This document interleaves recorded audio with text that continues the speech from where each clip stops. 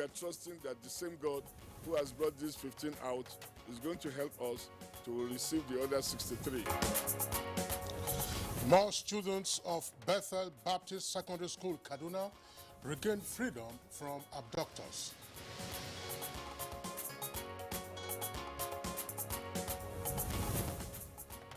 Tackling climate change, Yobe State flags off tree planting campaign.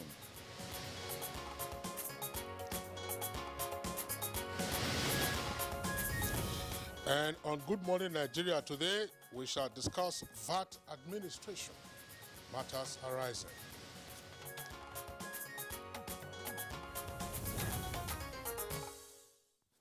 Achieving a sustainable and highly efficient VAT administration has always been the desire of the different tiers of government in the country, such that attempts are made from time to time to look into pieces of legislations in backing this up.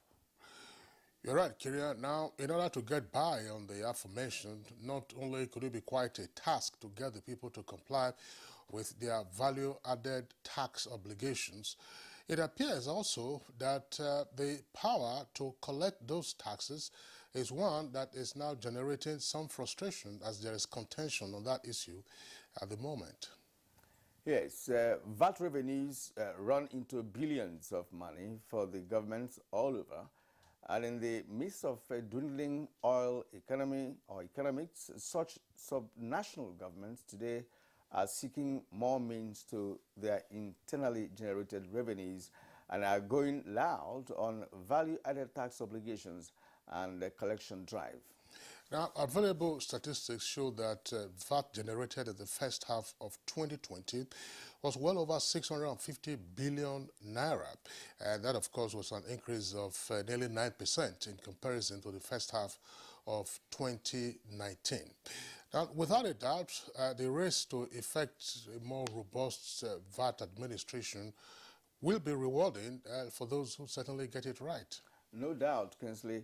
It will be recalled that the Nigerian government in February 2020 also increased the VAT rate from 5% to 7.5% to address the current harsh realities to getting the right mix of the fiscal policies and development.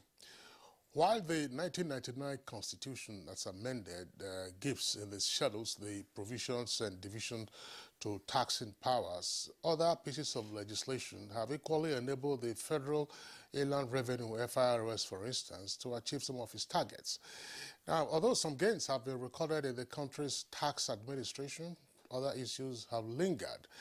And those issues, of course, include multiplicity of taxes, poor tax administration, and, of course, inadequate tax database, together with touting, as well as the complex nature, some say, of Nigeria's tax laws. Yes, there's also an issue with the non-payment of tax refunds, among other challenges, but solutions that could alter the tax landscape in Nigeria have been preferred in some fora.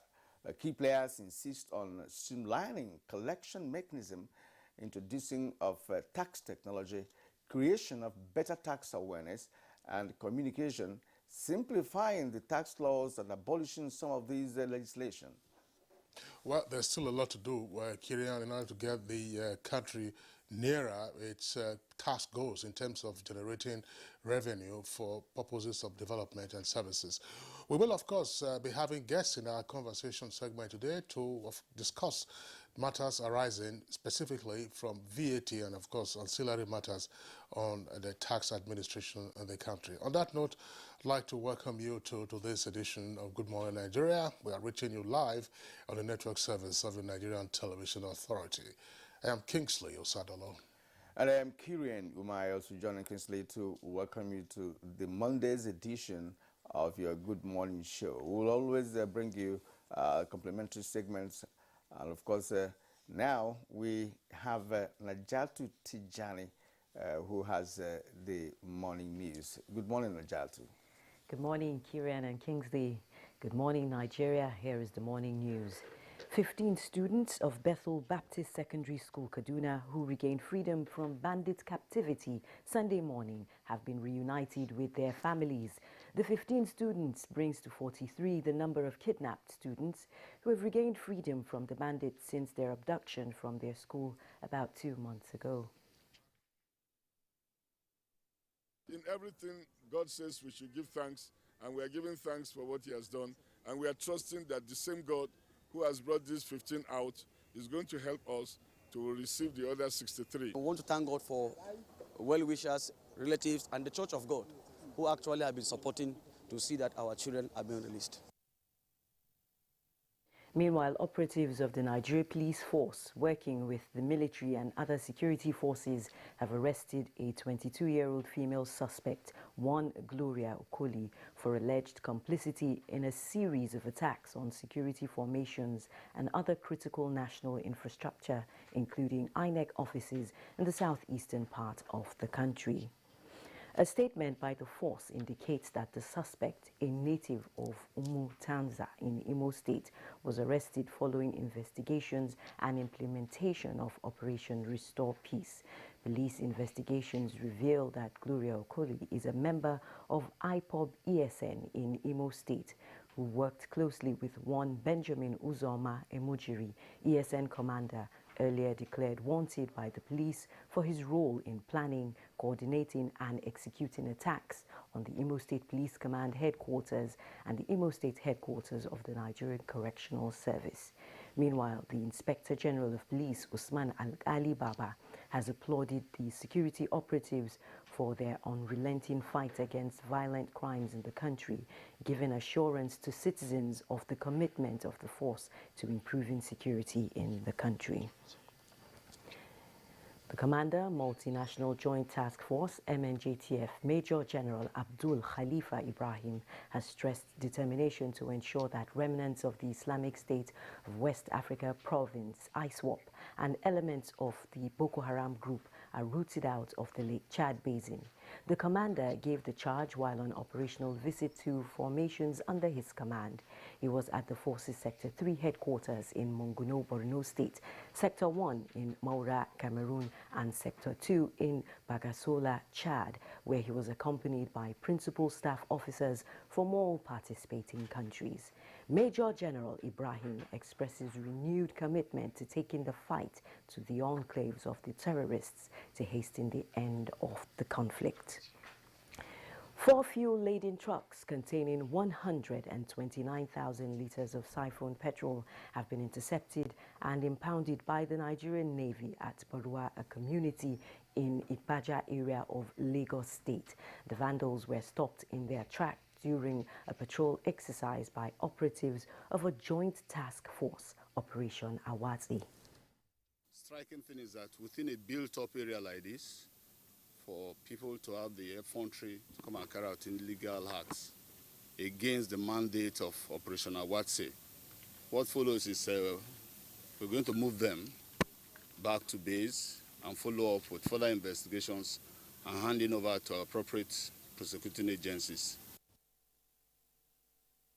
The National Drug Law Enforcement Agency, NDLEA, has apprehended a major drug dealer wanted for attempted export of 69.65 kilograms of cocaine, heroin and cannabis to the United Kingdom through the Murtala Mohammed International Airport, Lagos.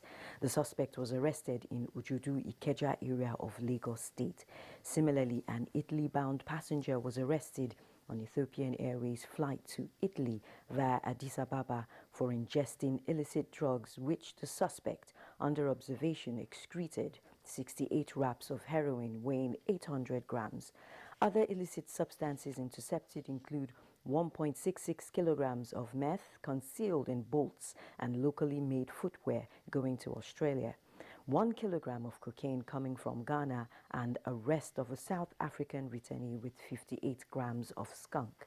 At least 2,504.8 kilograms of diverse illicit drugs were seized from multiple suspects in the past week. Meanwhile, the ongoing nationwide strike by resident doctors is likely to be suspended as soon as the federal government starts to implement the new agreements reached at an all-stakeholders meeting aimed at resolving the doctors' strike. The Minister of Labour and Employment, Chris Ngigi, confirmed this while reading a memorandum of understanding with all stakeholders at the conciliatory meeting. But we now expect the NMA and NAD to use this as a plank to consult their members with a view to calling off the strike urgently so we can save the lives that are now being lost unnecessarily. NAD pleaded with us to consult their members on an item which they want us to include in the conditions. In an effort to curtail the effects of climate change occasioned by desert encroachment and environmental degradation, Yobe State Government and the United Nations Office for the Coordination of Humanitarian Activities have flagged off the 2021 tree planting campaign in Jakusko local government area as part of efforts to raise 3 million seedlings of assorted tree species for free distribution to people across the state. Safeguarding the environment is a task that requires the cooperation and participation of all and sundry. In this respect, I would like to enjoin the Committee for Environment and Sanitation to each of the 17 local government areas to scale up their activities and also liaise with their respective traditional rulers. The rate of COVID-19 infection remains high, with 388 new cases recorded in the last 24 hours. In the latest figures released by the NCDC, Lagos State still maintains the lead with 166 new cases, followed by Akwa Ibom State with 89, then Rivers with 76, Oyo State 15, Edo has 12, Benue 11, Delta 7, the FCT and Ogun State 4 cases each, Kaduna 2 cases, while Gombe and Nasarawa have a single case each. Nigeria now has a total of 187,023 confirmed cases, out of which 168,455 have been treated and discharged, while 2,268 have died of the virus. And that's the news for now. The program continues with Kingsley and Kieran after the break. And that was business news. Now it's now time to take a look at some national dailies on Newspaper Review.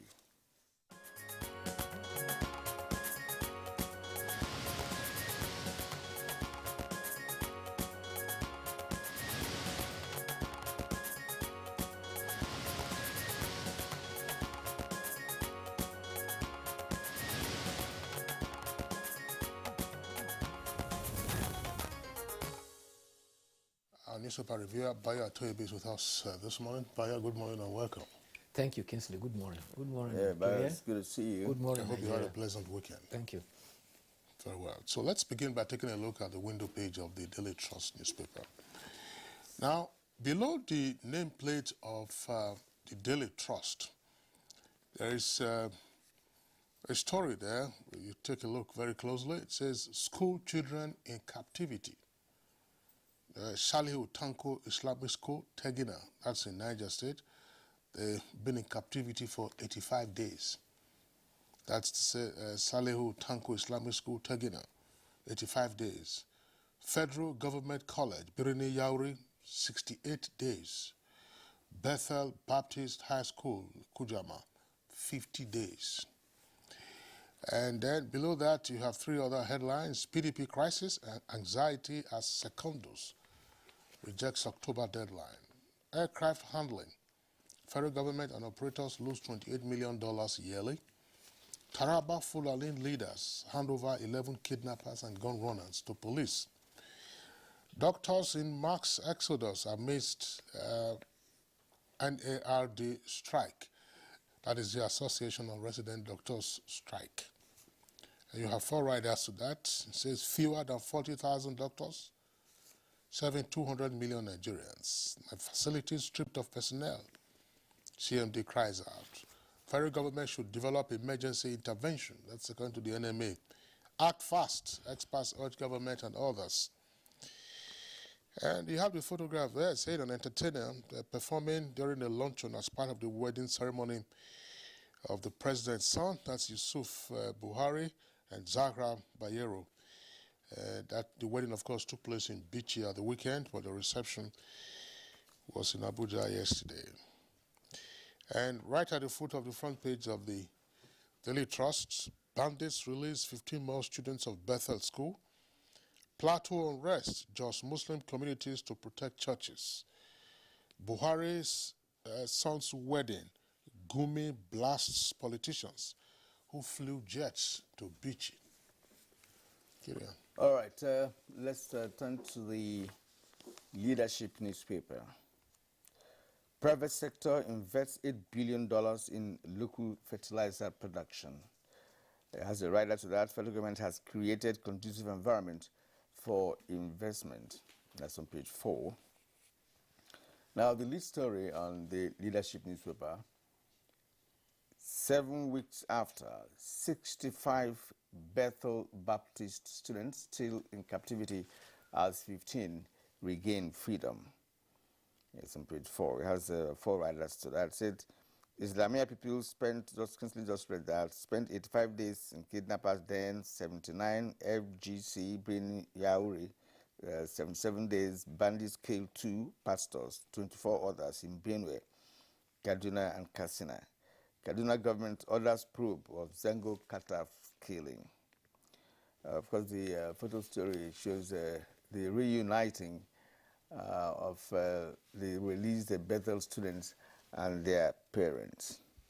And just on the left-hand side of that photo story, we have new boarding fees for Lagos Model College to stay, according to officials on page 13. Change of service chiefs yet to produce results, according to Catholic bishops. It's on page 6. Federal government's no work, no pay policy won't end strike, according to NIRD. That's on page 6. Despite $500 million loan, Nigerian airports missing from world ranking. That's on page 19.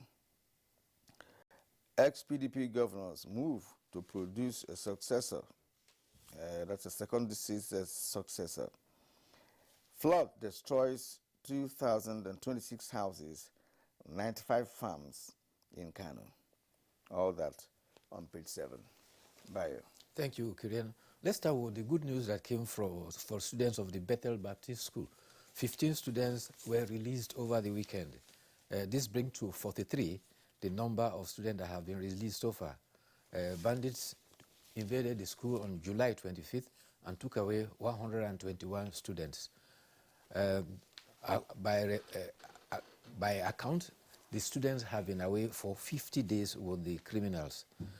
The Punch report that some parents of the students said the kidnappers actually called them to pick up their children. Punch reports that 28 students earlier released were released upon payment of 50 million naira ransom. The latest release of 15 students were as a result of a payment of 24 million ransom. That is what the Punch is reporting. The Punch and leadership all report that students that are still with the abductors stand at 65. And from all indications, one mother who was very sad said she was called upon to come and pick her daughter, but when the students were brought, her daughter was not among those that were released. Reverend Israel Akaji of the Baptist Convention says that we thank God for the free of these students. We'll continue to pray for the release of the 63 students that are still behind. So the Reverend is saying 63 behind. The newspapers are saying 65 are the number that are still behind. There are also indications given by Minister of Labor and Employment that some understanding may have been reached with striking National Association of Resident Doctors. Dr. Chris Ngige says implementation is to begin from today to seek an end to the 21-day strike. The Nigerian Medical Association and the Nigeria Association of Resident Doctors were a party to the new memorandum seeking to end the strike. President Muhammad Buhari has insisted that the strike has to be brought to an end. The National Association of Resident Doctors, which indicated that it needed to consult its members before it will append its signature. Dr. Ngige indicated that NRD asked for a condition, a clause that nobody is to be victimized for their role for or against the strike. Meanwhile, highlights of the agreement that is being signed include the non-payment of house officers listed about 114 officers. Upon certification, they will be paid by September. Resident training fund for 2020 and 2021 have been provided for by the Budget Office. It is hoped that for 2021, 4.802 billion is provided for in the 2021 supplementary budget, and it is to process in 1 week. By August 27, resident doctors will be getting about 542,000 as outstanding allowance. On hazard allowance, there's going to be a separate meeting for negotiations, separately for the National Association of Resident Doctors, and another one for JOHESU, that is the Health Workers Association. There's been 2 coronations over the weekend. At Bichi, there was the coronation of Nasir Ado Bayero as the Emir of Bichi. He's the second Emir of Bichi.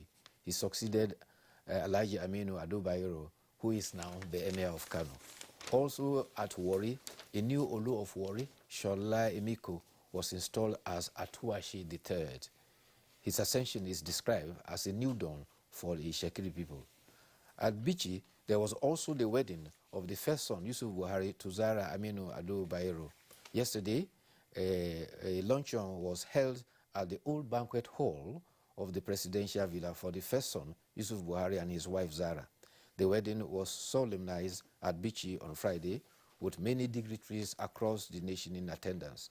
The Emir of Bichi, the bride's father, joined the first family at the luncheon and was also attended by the first ladies of Niger and Guinea-Bissau, including former first ladies of Nigeria. Other dignitaries were the president, the vice president, first lady, the wife of the vice president, as well as political and governors of states.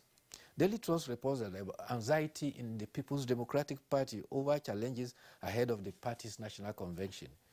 The paper is reporting that the embattled chairman is insisting on completing his tenure of 4 years. The party, at its expanded stakeholders meeting, resolved to bring forward its convention for October so as to resolve the crisis. The national chairman is reportedly insisting on completing his tenure of 4 years. He is said to have asserted that he will vacate office only if the party constitution is amended. He was elected at the convention of the party in December 2017, along with National Working Committee members, and their tenure is due to expire in December. Section 47(1) of the PDP constitution stipulates a term of 4 years. 47(2) says that elections of national officers shall be at the national convention. A drug dealer, a major drug dealer, has been arrested for attempting to export 69.65 kilograms of cocaine, heroin, and cannabis to United Kingdom. How did he do it? The drug leader has sent a driver to send a freight to a forwarding company at the airport.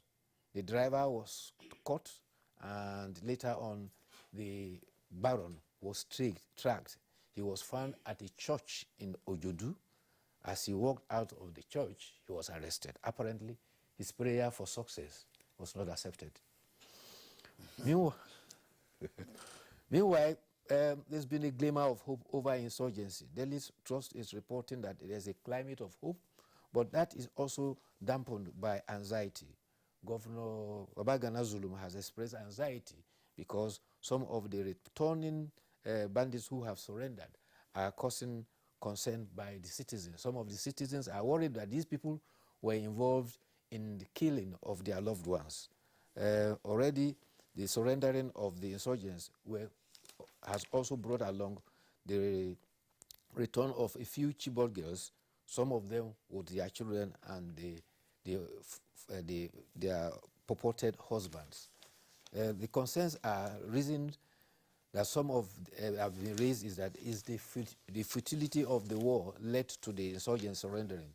Others attribute it to the death of Shekau, which faction had now been overtaken by ISWAP. Many also have indulged in atrocities and need to demonstrate remorse and penance and seek forgiveness of the community. That is the prevailing situation in Borno, and it is a dilemma. In fact, the governor Babagana Zulum has to visit the army headquarters to discuss about the returning and the surrendering officers and how to have them integrated into the society without any necessary backlash. Well, those are the key stories. I just wondered, you know, the issue of doctors in Mark's exodus amid the strike by the resident doctors. It's an issue that we haven't attempted to address head on. It's still part of the brain drain. I know that Bayo will say, well, some of them go out, they meet with frustration, but they keep going out. Yes. And the complaint is that the environment is not suitable for them to function. But I think that we should take a step back and ask ourselves, what does it cost to produce a medical doctor in Nigeria? It costs a lot. A lot of money. Yes. And part of that cost is borne by the government. Yes, substantially. Because it's basically tuition free. Currently, house officers are one of the grounds for the protest is house officers being paid. A house officer is officer in training. They are being paid, and who pays it is the government that is paying it. That's right. So at the end of their completing their course, if they find the environment not conducive, they ship out. Currently, if you go by the UN standard, we are supposed to have 1 doctor to 400. We have 1 doctor to 6,000. No, Bayo, if you look at this data, with the exodus, it means that you are going to, that ratio is going to increase. Yeah, Bayo, I know those are consequential issues. I'm looking at the cost of producing a doctor and who bears that cost. And at the end of the day, you keep hearing that government is not doing enough, it's not doing enough.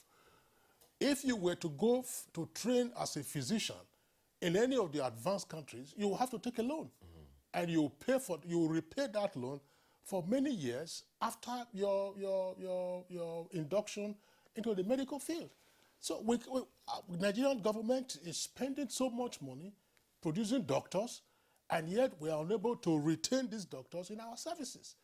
And we have to ask the question whether, one, we should continue to spend that kind of money in the first instance, and then two, what needs to be done to retain them. Well, exactly. It should be structured in such a way that they'll have to take an oath, that after this training, that you must serve the nation for a number of years before you ship out, if that's what your intentions are. But if the federal government is spending so much money, actually, in the training of doctors, there's no reason really why some of them will go out. Because there's nothing binding, on them. There's nothing binding, so that's why they leave. Yes. And again, the incessant the strike actions on the part of doctors has also, played out over the years. Now look at what's happened. Like, for how many weeks now they've been on strike, and they go to hospitals. You weep for those who are really sick. When we were growing up in our days, you could get scholarship or also loan, and when you got the loan for your education, you were bonded, and when you graduate, you have to find a means of paying out that loan before you go. And then if conditions are made such that because of the desirability of your service, the substantial amount of your training cost is provided by your government, then there should be a means by which you will be forced to at least pay by way of service to the nation before if you have to leave, then you have to. Precisely. I mean, we keep saying inadequate manpower. You train the manpower and then they take off.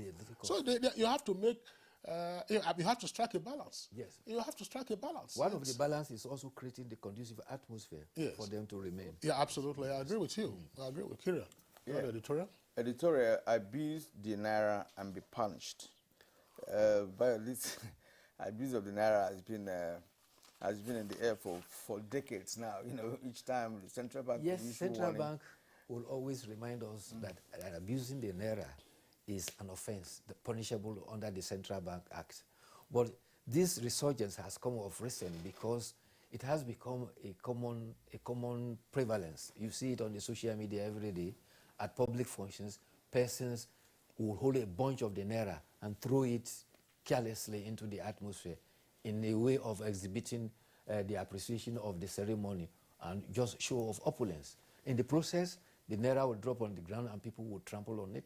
In some instances, even foreign currencies are sometimes so disparagingly spread at functions. A central bank has now listed instances of such that constitute an offense. That is a bond spraying in the public, trampling on naira itself, defacing the naira, and also the tendency to sell naira currencies. Because they are parties, people go for mint currencies and they go to buy them. All those are listed as offenses that are triable, and people will be charged to court. And central bank is now ringing the alarm bell that anybody found guilty of these activities will not be spared. There's also another corollary. Those who are known as internet fraudsters, we call them locally here as Yahoo boys.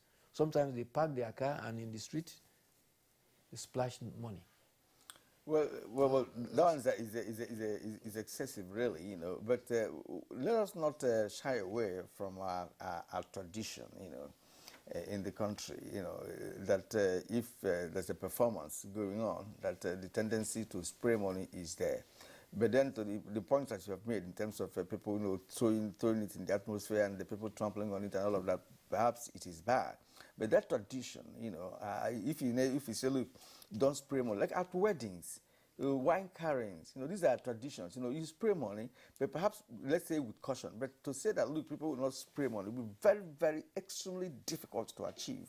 Yes, it's difficult to achieve because even central bank staff, you know, if their children are, you know, their wedding, and you cannot tell people to okay, to not spray money when they are dancing.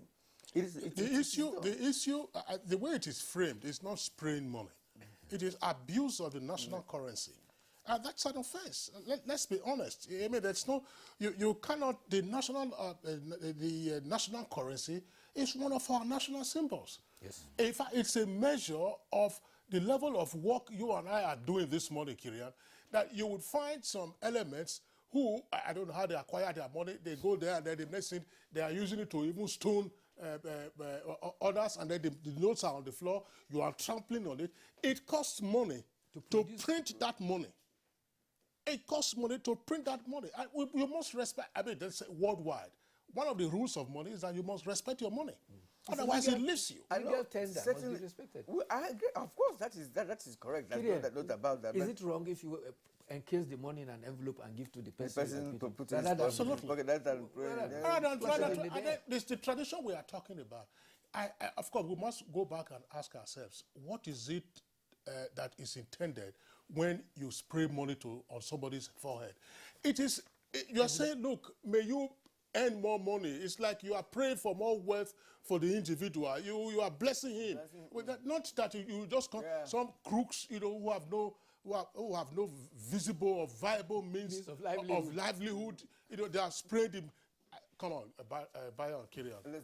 But unfortunately, even you see armed policemen, you know, who are guarding them when they are abusing the national currency. Honestly, I think that one carrying where you saw some people that came from South Africa, you know, Nigerians from South Africa, they had their own canopy, separate canopy, you know. And during the dancing session, come and see. I mean, it's unbelievable. Not just naira, other currencies, euro, pounds, you know, dollars, and what have you. It is wrong. That's what we're saying. Yes. It is wrong. It is wrong. And it should be addressed. Yes. On that note, we conclude this segment of Good Morning Nigeria. That's the Super Review. Bayo, thank you indeed for analysis. We'll see you again tomorrow for more. You're watching Good Morning Nigeria on the network service of the NTA. We'll take a short break now. When we come back, we'll be dealing with the issue of VAT and the matters arising.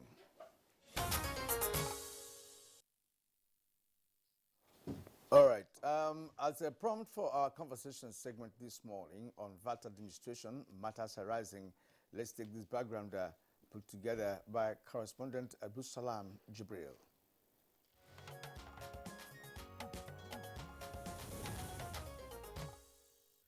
Since the introduction of value-added tax VAT in 1993, it has continued to serve as a major source of tax revenue for the country.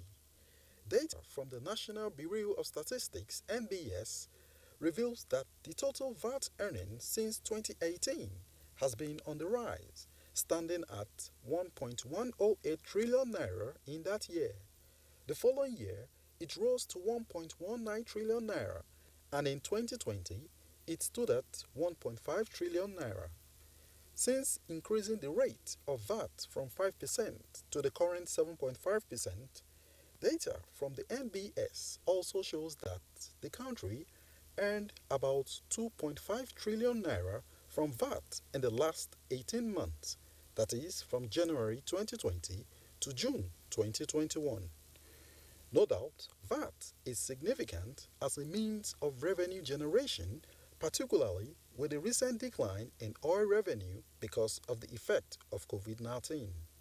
However, the administration of VAT in a country has been the bone of contention between the different tiers of government. There has been the debate about the disparity in the percentage of contribution by some states as against what is benefited by each state. More recently, the powers of the Federal Inland Revenue Service (FIRS) has been challenged by subnationals over the rightful authority to collect VAT and personal income tax in states. Currently, the federal government takes about 15% of the VAT revenue, while the states get 50% and local governments 35%. On the average, each state gets about 1.4%. Some tax experts say this is unfair to states that contribute more than 10%. Other experts are of the opinion that if VAT collection is left in the hands of states, it would be fraught with inefficiencies and other administrative complications. The big question to ask is, how can the country's tax administration be harmonized towards achieving fiscal federalism? Guests on the program will speak to these and more shortly.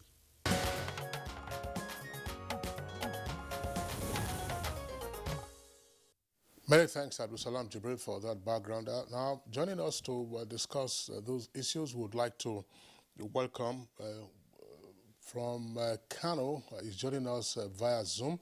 You can see him there on the left side of your screen. Ismaila Muhammadu Zakare is a managing partner in a firm of chartered accountants, tax and financial advisors. Ismail Zakare, delighted to have you with us this morning. I'm delighted to be here. Good morning. And then on the right side of your screen, and that's joining us from Lagos Network Studios, we'd like to welcome Mr. Taiwo Oyedele, is the fiscal policy partner and Africa tax leader at PricewaterhouseCoopers. Mr. Oyedele, pleasure to have you with us this morning. It's a pleasure to be here. Thank you for having me. And here in the studio, we have Kennedy Iwundu. Kennedy Iwundu is the Vice Chairman, Chartered Institute of Taxation of Nigeria, Abuja District Society. You're welcome. Thank you for having me. All right, gentlemen, once again, a pleasure to have you with us on the conversation segment of today's program.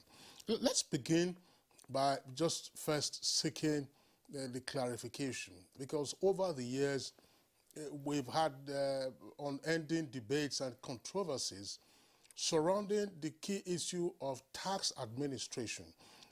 In particular, those two lingering issues have to do with the power to impose tax and then the authority to collect tax. Why is it that these matters appear still unsettled in our jurisdiction? Let's begin with Mr. Taiwo Oyedele, and then we'll go over to Kano.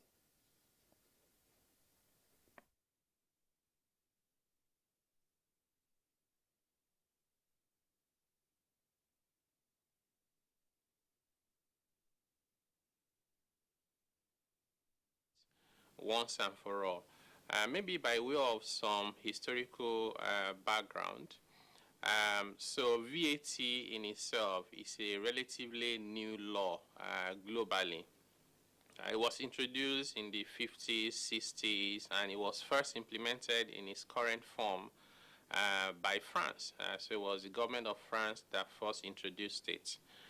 So you would understand if you find difficulties in many countries in clearly defining how that law should be implemented. It is because it's relatively new. In 1963, when Nigeria, based on the 1963 Constitution of Nigeria, when we decided we wanted to be a federation, if you go through that constitution, there was no mention of VAT, in fact, no mention of sales tax, but there was a mention of trade taxes, focusing on various taxes that can be imposed on commodities and all of that. And the structure as of that time was that that law was going to be enacted by the parliament. Remember, at the time we had a parliamentary system of government. And collected centrally, but the money was to be shared to the regions at the time. So things evolved, and in 1993, Nigeria decided to introduce VAT. Before then, some of the states had sales tax. Once VAT was introduced, it replaced those sales taxes that we had across a number of states. And then fast forward to 1999, so you need to always remember that the VAT law predates the 1999 Constitution. So in the 1999 Constitution, there was no mention of sales tax, no mention of VAT. So the way this is now being interpreted is if something wasn't mentioned in the exclusive legislative list and it's not on the concurrent list, it has to be that it's exclusively preserved for the state. So this is why there's now a debate about who can collect, who can impose, and all of that, leading to the judgment that happened recently in Rivers State, and then the turn of events were, extremely, fast.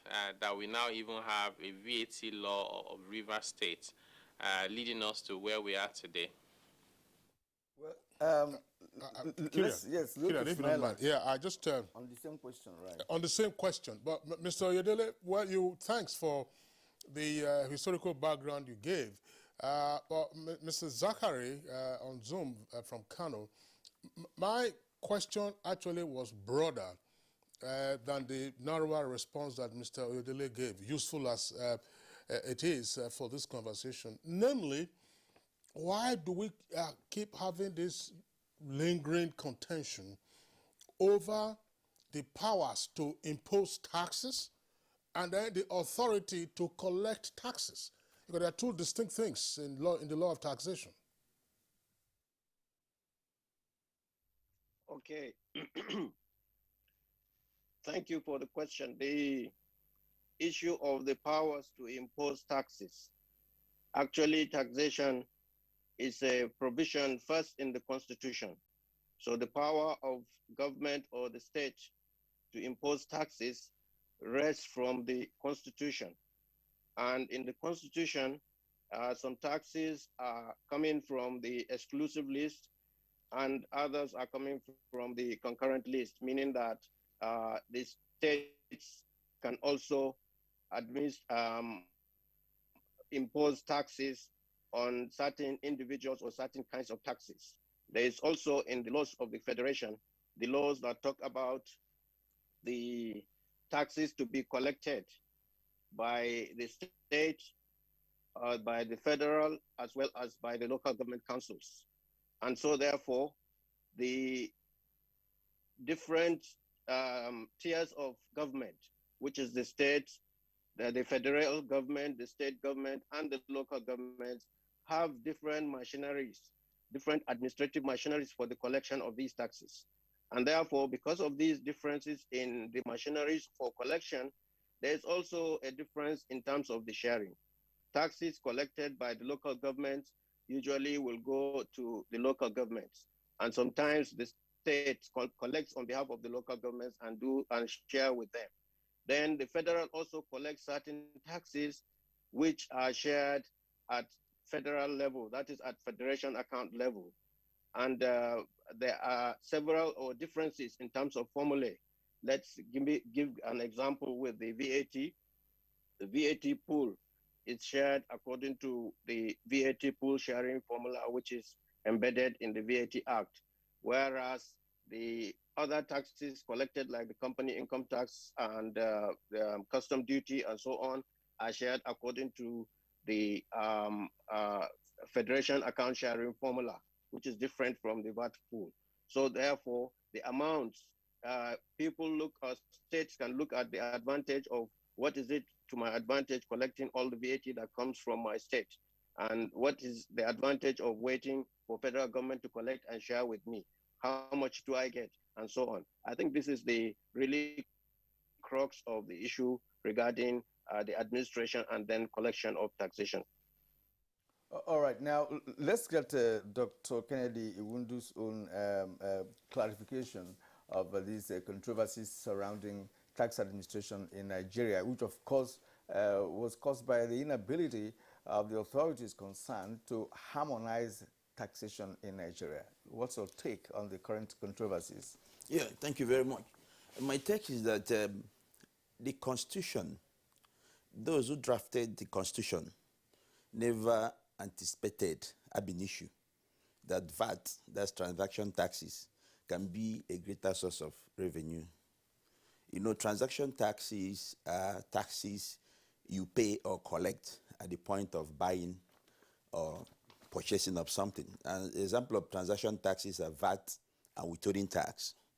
If you look at that exclusive list on that item 58 and 59, it specifically mentions stamp duties. It mentioned income taxes like company income tax. It mentioned capital gain tax. It mentioned profit tax like petroleum profit tax and all that.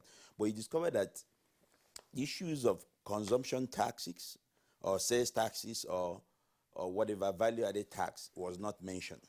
So just like Taiwo said, when a constitution never mentioned anything in the exclusive list that federal government, these are taxes that are supposed to be collected by federal government, and it wasn't there, it means that the state should be the one responsible to collect it.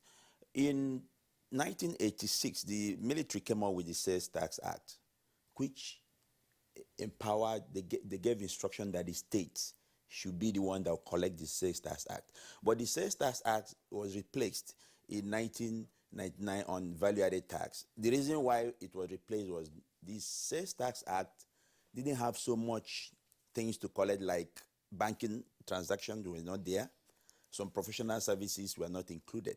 And again, another reason why they asked the Federal Land Revenue Service to collect the VAT is because of administrative efficiency in terms of collection. As at that time, it was viewed that so many states don't have the capacity to collect VAT. So they believe that Federal Land Revenue Service has the structure, the capacity, the administration to effectively collect VAT. But now, it's not about the collection. I think the major contention we are having now is the sharing. The contention right now, Nigerians are discussing, is just the collection, but the sharing arrangement, where the Federal Inland Revenue Service, after collecting the VAT, they take their 4% cost of collection from the VAT. Then whatever that is left after taking their 4% cost of collection, the federal government will take 15%, and the 85% will be shared to the states. Now, some people are asking questions, why should the man who takes 15% be the one to collect? Why the states who now take the 85% will be waiting for the federal government to collect? Why not say, states, collect your VAT, retain your 85%, and give me 15%? So this is where the discussion is coming. So sorry, let's clarify this. The sharing formula is not exactly 15% for the federal government and 85% for the states. It's 15% for the federal government, 50% for the states, and then 35% for local government. For local government, yes, please. Exactly. Yes. So that is it. So the issue is that the challenge we are having, that's the discussion, the national discussion is, why should the federal government collect VAT from 36 states of the federation, including FCT, and end up sharing it back to the state? Why not say, state, collect your VAT and give me 15% of whatever you have collected? And that brings about the fiscal federalism we are talking about, empowering the states to collect taxes, empowering the states to grow.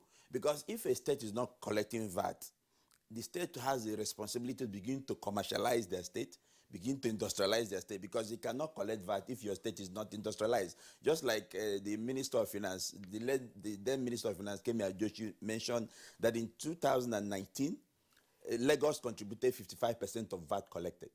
Abuja contributed 20%, Kano 5%, Rivers 6%, and Kaduna 1%. Meaning that 4 states and FCT contributed 87% of the total VAT collected. Then the question comes, what is happening to other states? Is it that they can't collect VAT? Is it that they can't be commercialized? Is it that they can't be industrialized for them to collect? So this court judgment has re-echoes the need for fiscal federalism. How do we put administration of VAT where it will encourage state for development? Okay, thank you. Mr. Taiwo Oyedele in Lagos, let's further examine what Kennedy Wundu was saying with regard to why the practice had been to concede to the Federal Inland Revenue Service to collect, because we do know that for many years until recently, a number of state internal revenue boards, as they used to be known, were not up to scratch. At some point, you had a number of them engaging consultants, who of course undertook a number of sometimes very drastic measures against taxpayers. Is this the same issue that is, of course, engaging the interest of stakeholders? That look, why should FIRS be the collecting agency for VAT, retaining 4%, and then coming to share, as we have indicated, the balance 15% federal government, 50% to the states, all the states, and 35% to all the local government areas? Yeah, so that's a very good question. I think the starting point is to think about VAT. It's a very different tax from many other taxes. So VAT, as of today, is practiced in over 100 countries around the world. Almost 99% of those countries administer their VAT centrally, including many of the countries that are also a federation like Nigeria. But what happens about VAT is it has different dimensions. Number one is, because it's a value-added tax, not sales tax, it means that I can buy my goods in Kano and I'll pay input VAT, but my destination to go and sell them is in Lagos. So a VAT system requires that you can claim your input VAT against your output VAT, because VAT was designed to even address the deficiencies of sales tax. So if Kano State has collected my input VAT and I want to come and claim it in Lagos, what mechanism would we have in Nigeria to make that happen? And we need to be realistic. We should not just be legalistic alone. The reality is that it will not work. States, we have instances that are even easier than that. And to get money out of any state is almost impossible. Number two issue is that value-added tax is not only limited to the physical territory of Nigeria. So we have VAT to do with imports. And in fact, for 2020, just last year, almost 400 billion, I think about 357 billion, was collected in terms of import VAT. So no state, even based on our constitution, has the powers to go and collect VAT at the border. So that has to be done by the federal government. Today it's being done by the customs on behalf of the federation. And then you also have what we call non-import foreign services.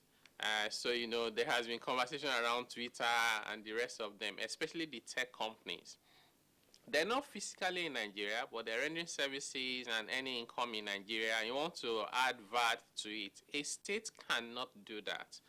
For 2020, import VAT and non-import foreign VAT added together was actually more than 50%. It was more than half of what we collected, the 1.53 trillion that we collected last year, was to do with international trade. No state can be able to do that. Now, what you then, if you put all of that together, it's leading you to a point where you have to say, it is not a question of whether state should be the one just collecting it.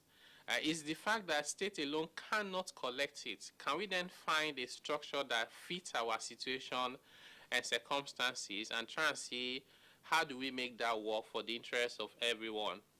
My personal view in terms of the capacity of states to collect taxes is that it has improved from where we were in 1993, but it's not anywhere close to where it needs to be. And I'll tell you my simple basis for making that conclusion. It is because around the world, personal income tax is the highest revenue earning tax of any other tax headings. Far more than companies income tax, more than consumption taxes and transaction taxes around the world. South Africa, with a population of less than 1/3 of Nigeria, made about 12 trillion naira equivalent from personal income tax alone in the last fiscal year. Nigeria, of all the 36 states, including the FCT, we could not make 1 trillion. We made about 840-something billion naira. That's the amount one state should be making. So this is personal income tax that states have been administering for so many years, yet we see a lot of, deficiency. And of course, if you extend it to other taxes, you see that the capacity is really not there. So therefore, the conversation should start moving away from who has the power to impose and collect to how do we enhance the size of the cake. And I do admit that there are concerns around the sharing, because if you feel like there's some states, for example, where they say certain items are prohibited even from being consumed in their territories, and those items are generating VAT in other territories and they are participating in sharing them, so you tend to have this kind of situations where some states feel that they are being undercut by others and they feel that they are generating more than what they are collecting. Ogun State, for example, will tell you we have a lot of factories, they're doing activities in our state, but they then go and report the sales in Lagos State, and then we account it as part of derivation from Lagos State, even though the activities happen in Ogun State. So everybody has their own side of the story to tell. I think this is the time for us to have a national conversation on how do we fix this problem for the benefit of everyone. I think that national conversation has just started with this edition of Good Morning Nigeria. Because from all your explanations, there seems to be some level of complexities, with the way this, even VAT is structured. And I want to bring in Ismaila Muhammad Zakari also to speak to some of the issues raised by the last speaker, because he actually raised some very pertinent issues concerning VAT taxation in Nigeria. He also mentioned about enhancing the size of the cake. He talked about some parts of the country where certain commodities are not consumed, yet they will get a share of VAT of such commodity that is consumed in other parts of the country. So these complexities, how can we get out of it? Right, before we begin to talk about sharing formula. He has also indicated that the states do not have the capacity to actually get VAT from, say, the import VATs and what have you. How do we get out of these some kind of complexities to streamline this and know exactly how best to tackle VAT tax administration in Nigeria?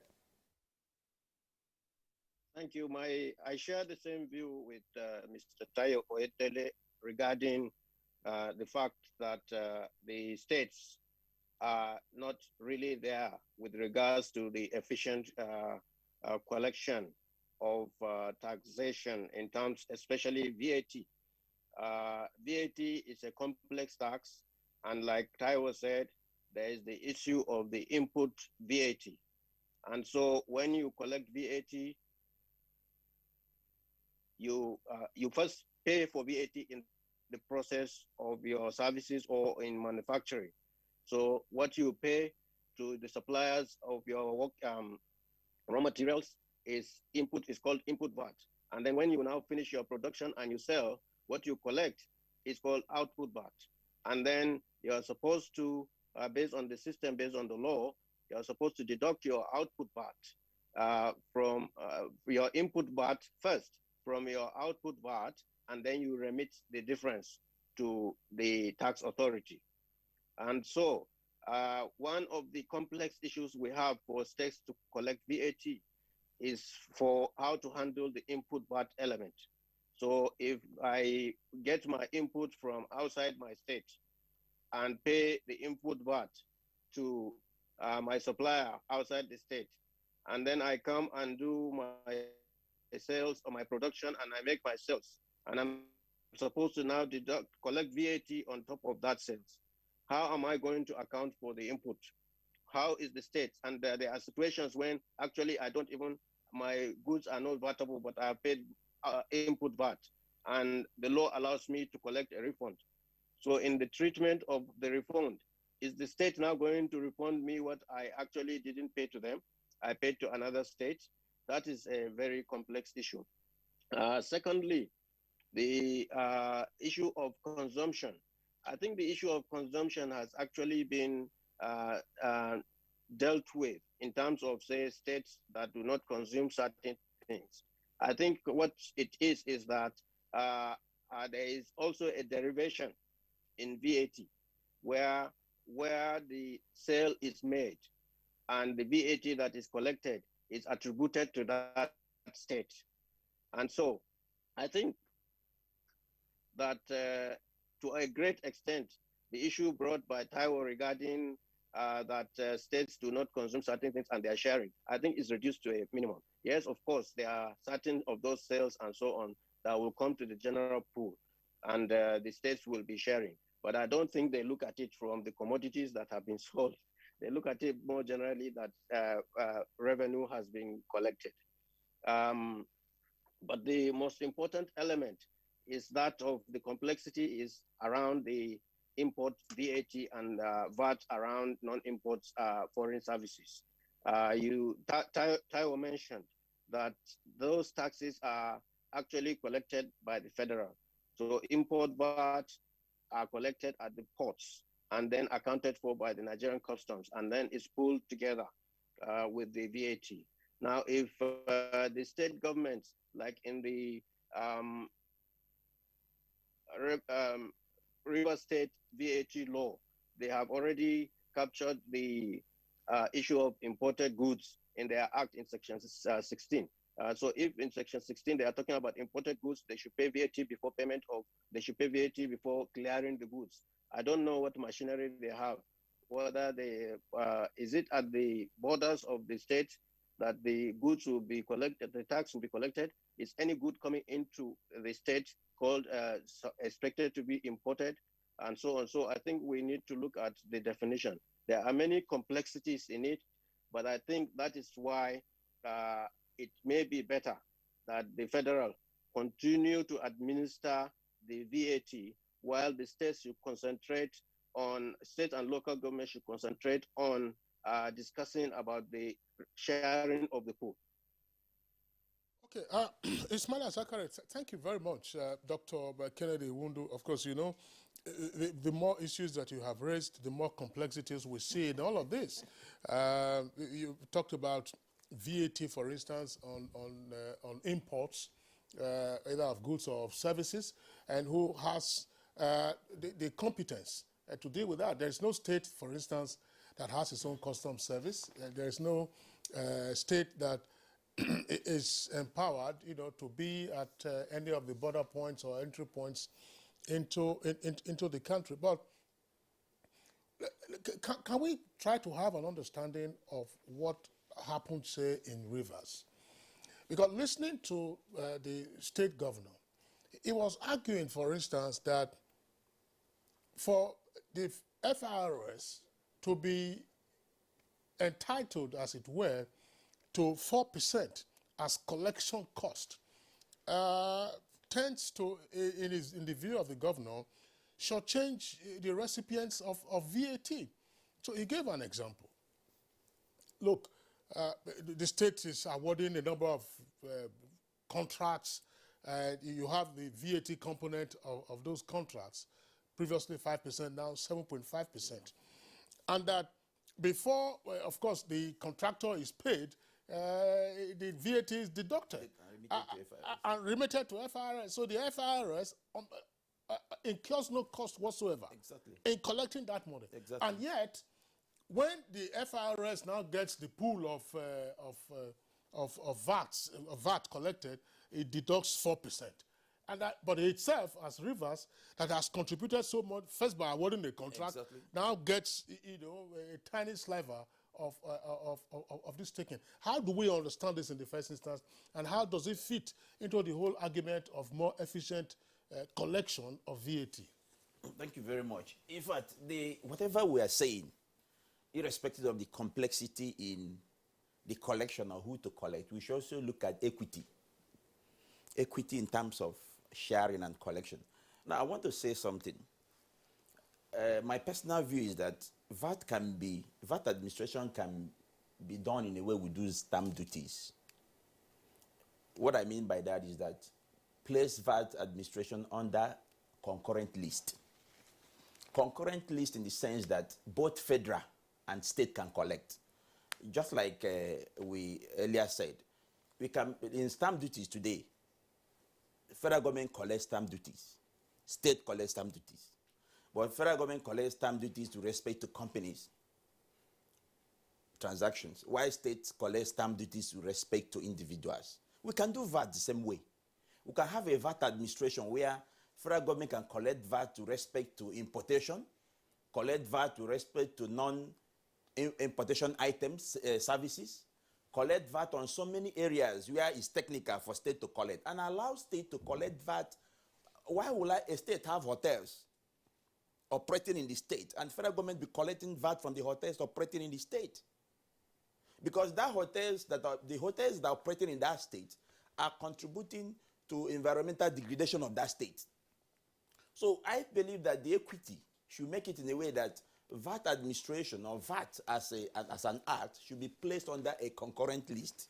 Concurrent list in the sense that certain areas will be allowed for federal to collect, while certain areas will be allowed for state to collect, just as you have in stamp duties today.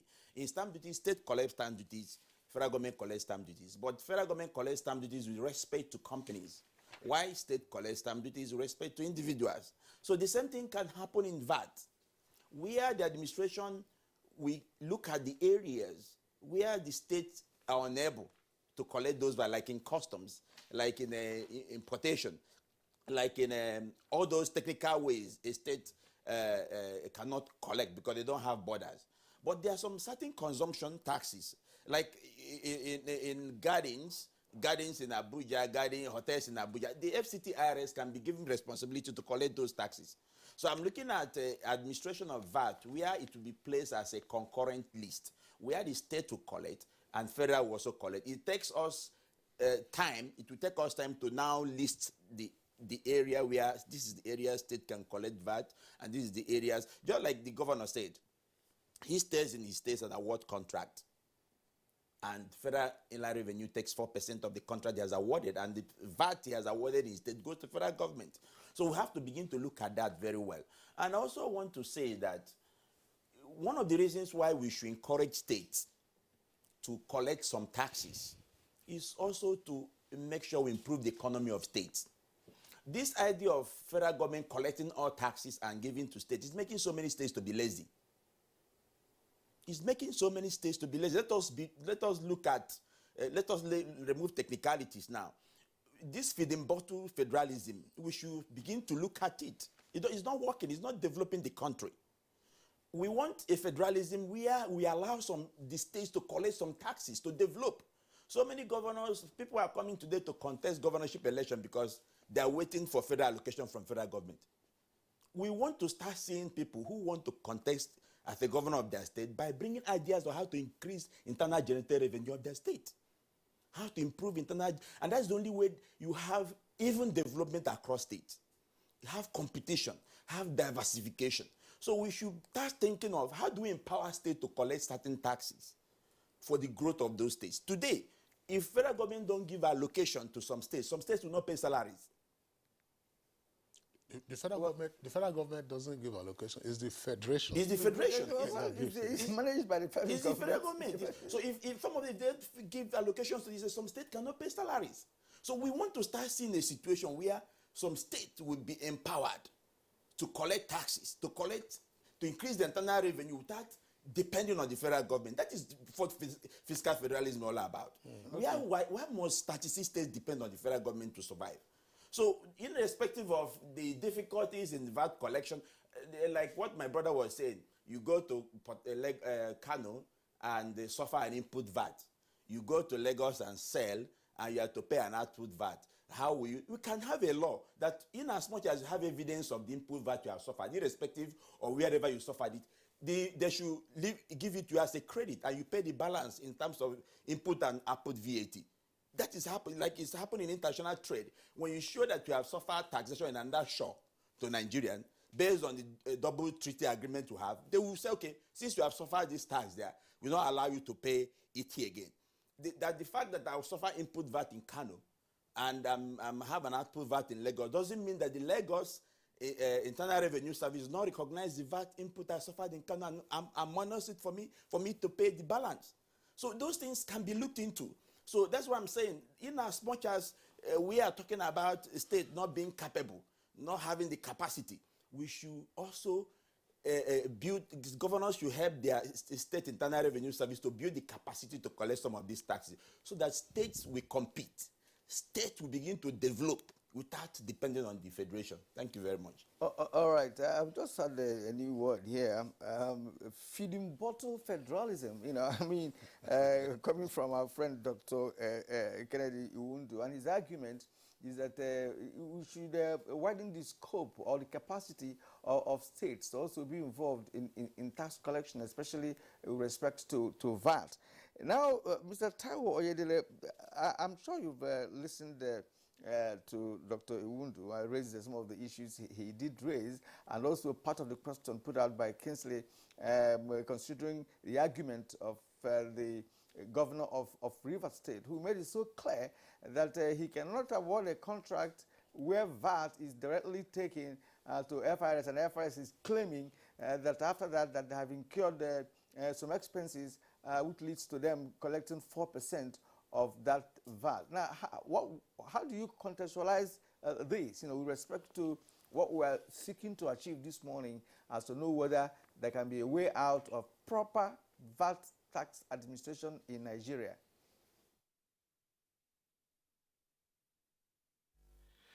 Very, very, very good question. Let me try and provide some perspectives.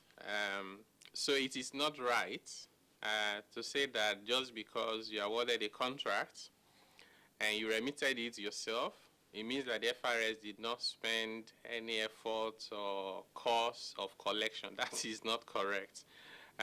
And if I just give you a simple analogy, today, under the Personal Income Tax Act, employers are the agents of government. They deduct PAYE. They go to the bank and remit themselves. Despite that, the state tax authorities still get their cost of collection. The reason why that makes sense is because FRS has a whole large unit of employees that are dealing with VAT matters. They are all over the country. In fact, in many of the states, the VAT that the FRS is collecting can't even pay the full salaries of some of those staff. And then there are a lot of issues to do with audits. So as a tax practitioner myself, I can attest to the fact that a lot of effort goes into doing audits. Some of it also has to do with the international dimension of VAT.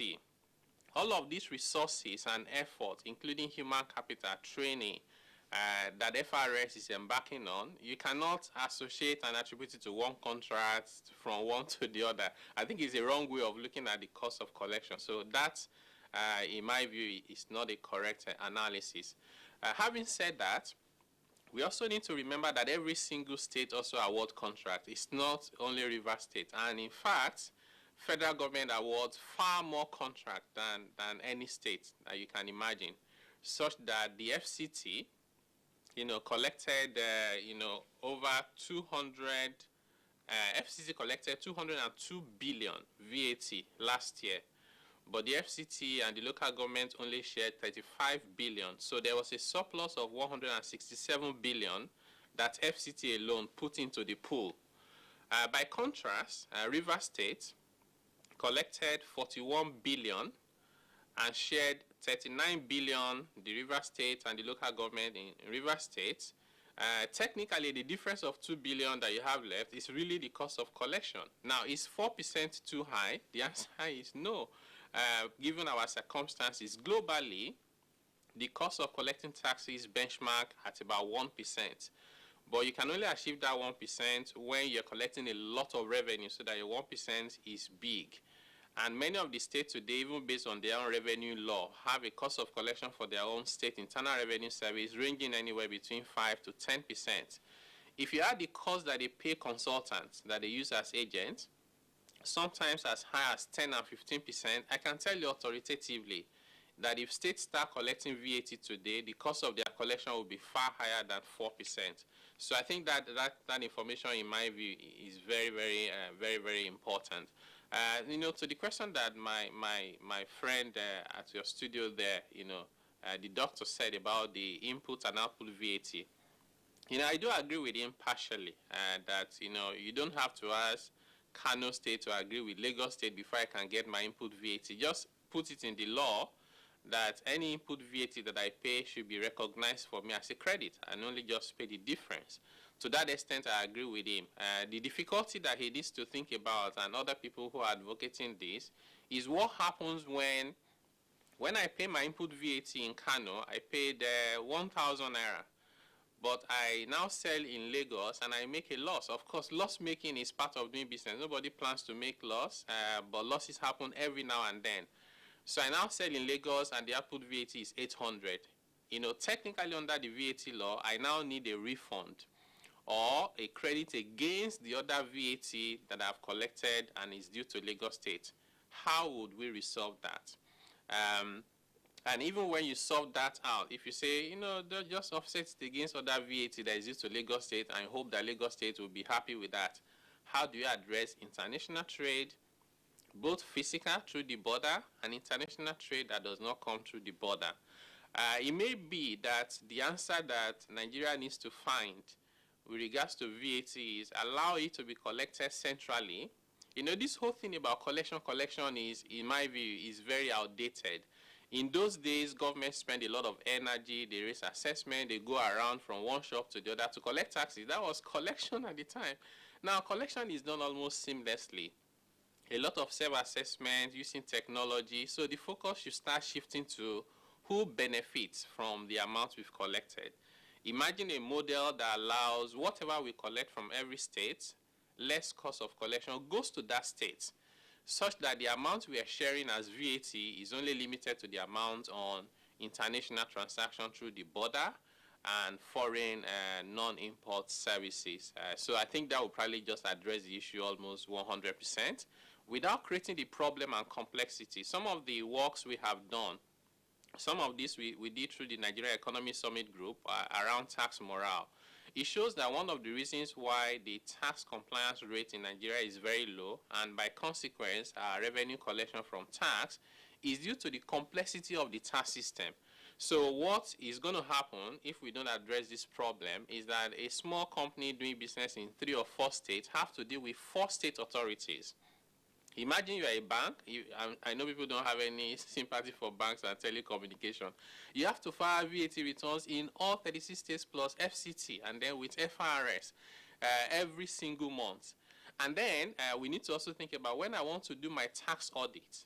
The company will give you their annual financial statement with their turnover. They will not do turnover and get auditors to audit turnover in every single state. Nobody does that. You do one annual financial statement that is audited by your auditor. How do you reconcile it to be able to do your audit properly? So at the end of the day, we must find, I repeat again, a solution that works for our situation, addresses the concerns as much as possible, but overall does not make our ease of doing business and ease of paying taxes problem more complicated than already is the situation as we speak. All right. Thank you very much, Mr. Taiwo Oyedele, and indeed the other gentlemen. We're going to take a short break now. When we return, we'll continue with the conversation. You're still watching Good Morning Nigeria live on the network service of the Nigerian Television Authority. Let's return to Kano, where Ismaila Zakari is still with us via Zoom. Malam Ismaila, Taiwo Yodele raised a number of pertinent issues, which in his view would of course compound the challenges if we were to further decentralize the collection of certain forms of taxes, in particular, for instance, the VAT. I was just wondering, has the Joint Tax Board been any effective in trying to streamline some of these teething or lingering issues with regard to more efficient tax administration in the country?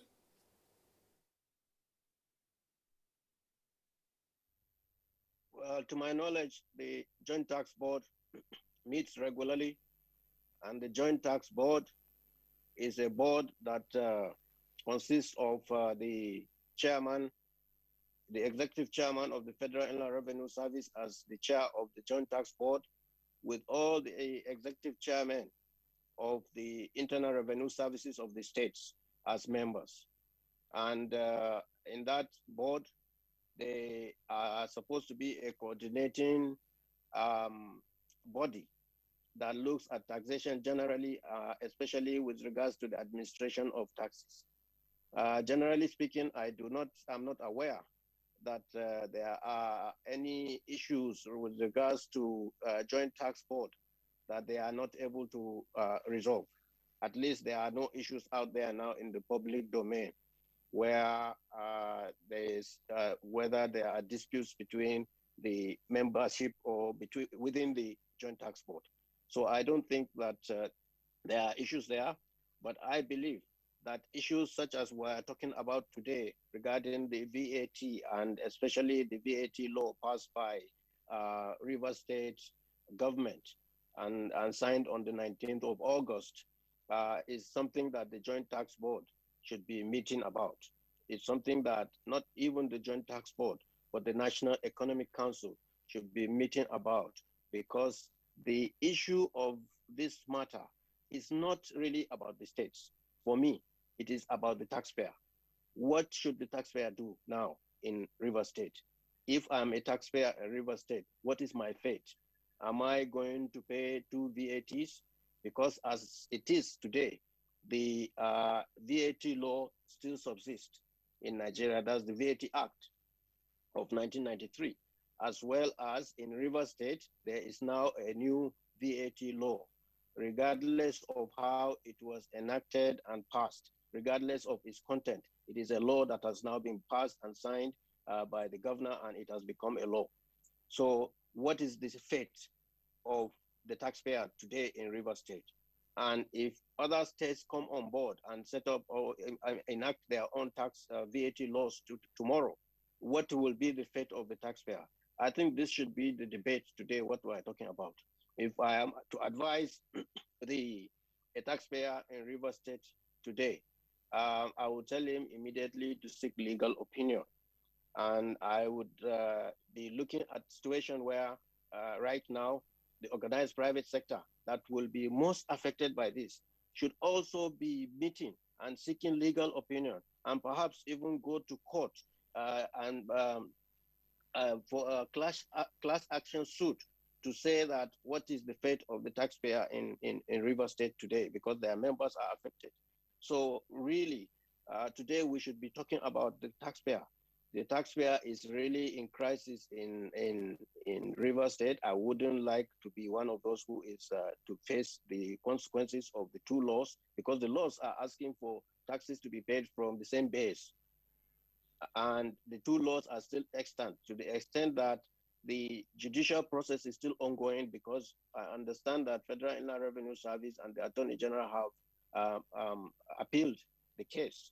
And so once the case is in appeal, my expectation is that status quo should be maintained. And the lawyers will be telling us what that status quo should be. Should it be that taxpayers should continue to pay VAT to Rivers, to the Federal Inland Revenue, or they should not pay VAT at all, and so on. I think this is the crisis that we are in. And this is the way that Nigerians should look at this matter, that it's not a simple matter, it's really a critical issue for the nation. All right, our guest here, Dr. Kennedy Wundu, in his last comment, talked about putting a VAT administration in a concurrent list, so that the states can also play a role in the collection of VAT. All right, now, quickly raise the issue of joint tax board, which is in existence, which is, of course, a board where states are also involved.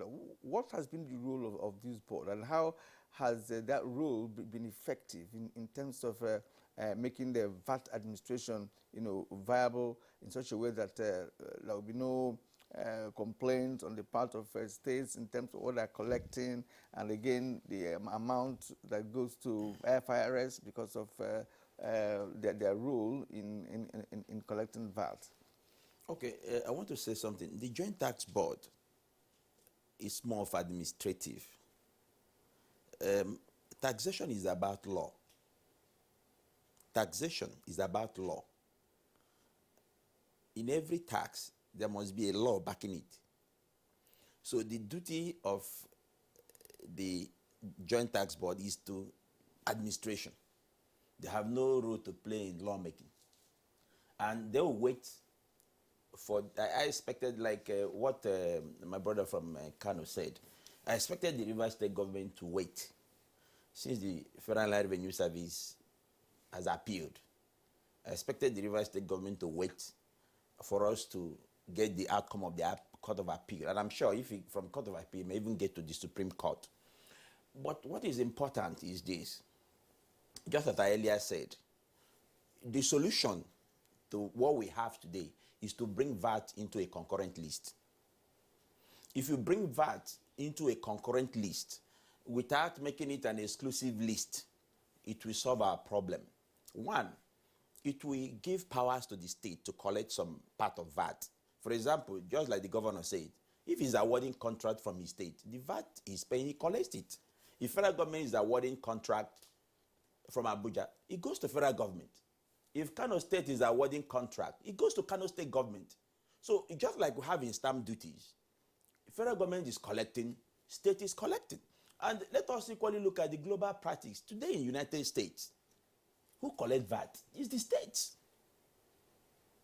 So because sometimes we want to be like America, but we don't want to do what America is doing. That is the problem we have in this country. You are emulating other countries that are progressing, but you don't want to do what they are doing.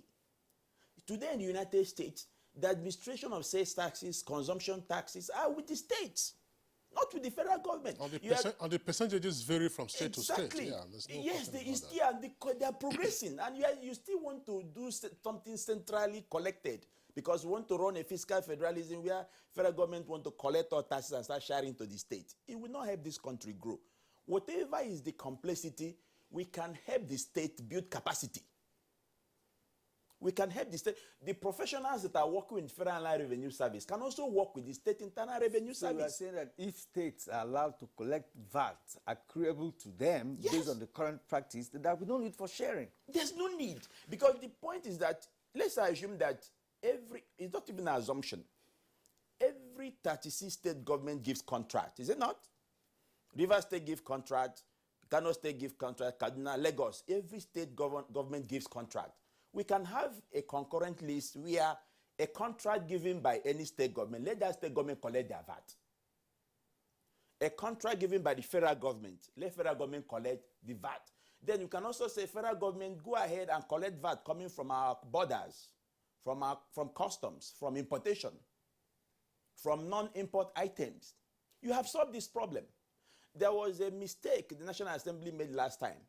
They went and said that state will collect consumption tax and federal will collect VAT.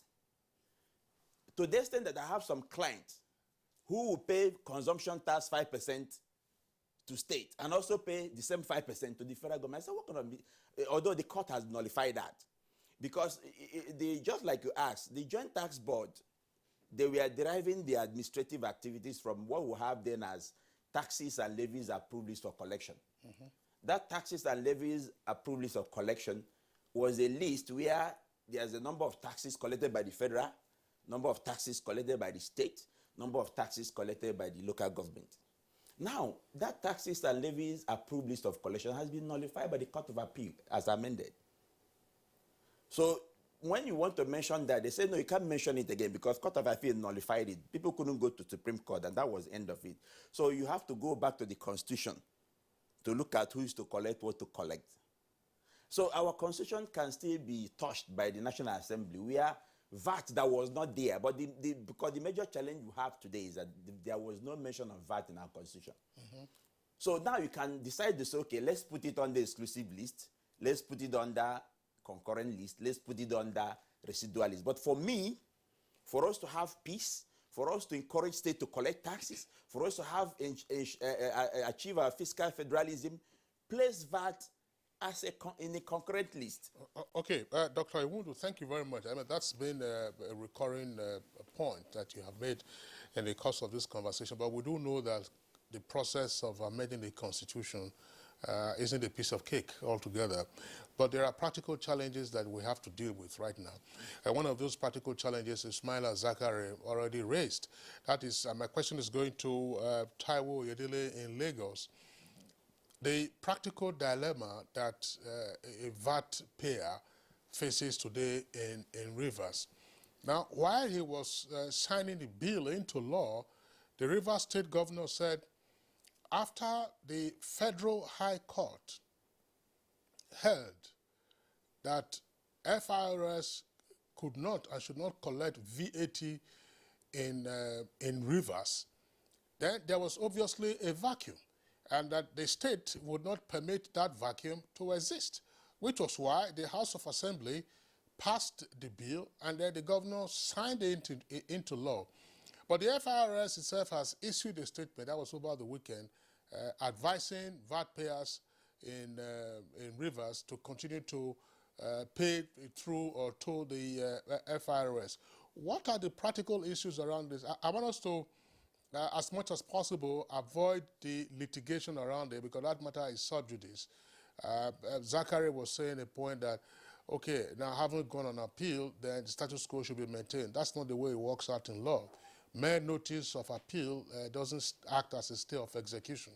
There is, in fact, an application already filed by the FIRS in the Federal High Court. So we won't get into all of that, asking for an injunction of the injunction against the execution of the order of the Federal High Court, restraining the FIRS from collecting VAT in Rivers. So, but the practical dilemma that a VAT payer in Rivers faces today, there is a VAT law by the Rivers State government, and the FIRS is saying, look, continue to pay to us. How would you advise your client, Mr. Yedele? Yes, so I'd like first to address the issue around we don't want there to be a vacuum. And it's probably the first time I've heard that on tax-related matters. So I think the issue of vacuum is usually to do with leadership. So for example, you don't want to have a country which for a day does not have a president or a state that has no governor. So you have to do something immediately. When it comes to tax matters, actually what will happen if you don't pay tax for a few days? So I think that if you look at the content of the law passed by the Rivers State government, even that law itself provides for registration for VAT, requires that you register for VAT before you start charging VAT, and it gives a period of 6 months, depending on whether you've started business before or you're commencing business afresh. It also talks about the time for filing your returns and paying your VAT, and it says it's 21 days after the previous month. So what that means is if that law was signed on the 19th of August, you can only begin to implement it from the same day or the following day based on the Interpretation Act in Nigeria.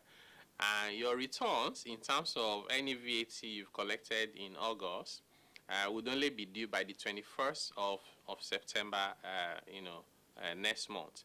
But unfortunately, we're already seeing assessment and demand notices asking, taxpayers to pay, which is not even consistent with the content of that law. enacted by Rivers State.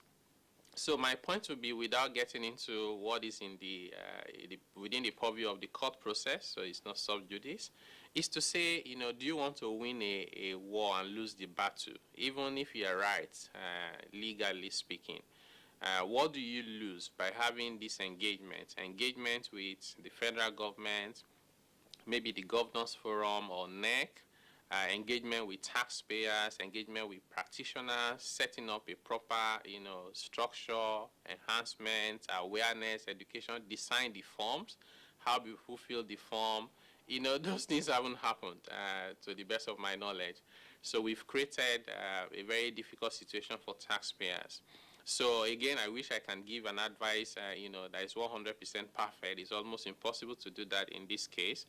What I would advise is, for all the taxpayers that are affected, to use the platform of their associations and groups to go to court and ask the courts to tell them what they need to do, because the courts will be in a position to then advise them rightly, so they don't end up paying 7.5% in two places, which is 15%.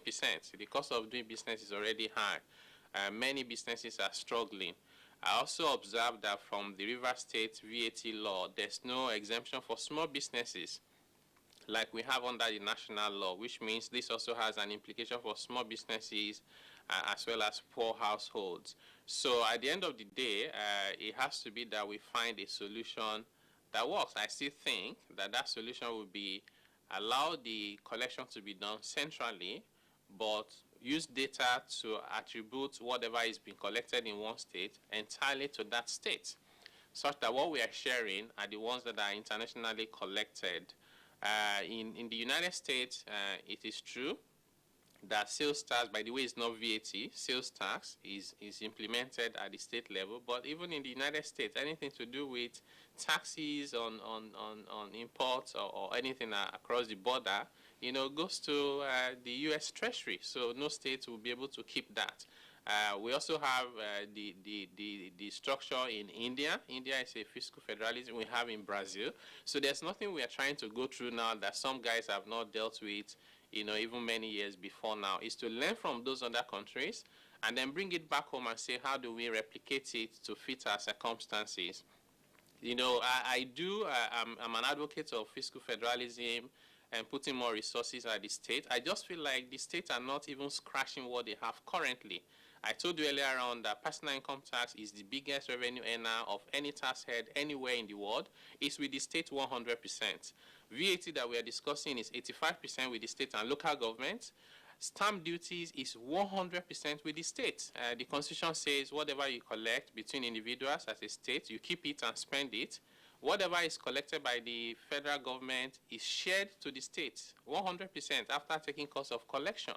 Even today as we speak, companies' income tax that is even collected by the FRS is shared with all three levels of government. Import duty, there's nothing that federal government collects that they don't share. So it's not a conversation between state and federal government.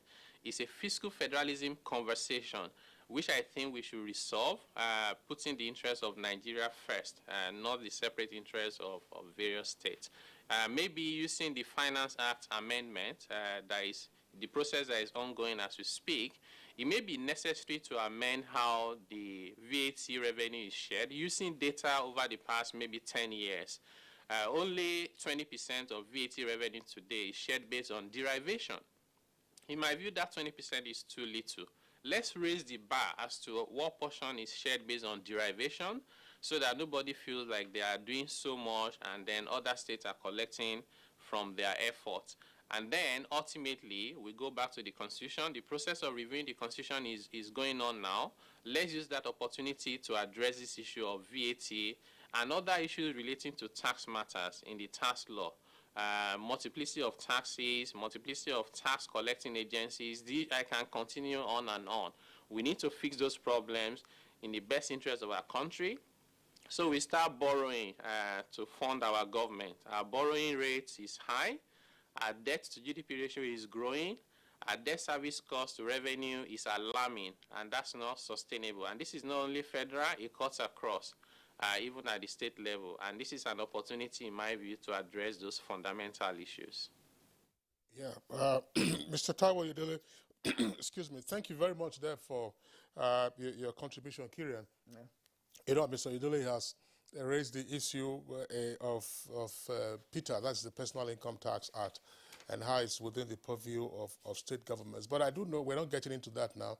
I hope you do know, certainly you are aware, of the lingering controversy surrounding the efficiency even in the collection of personal income tax. It's supposed to be a function of residency.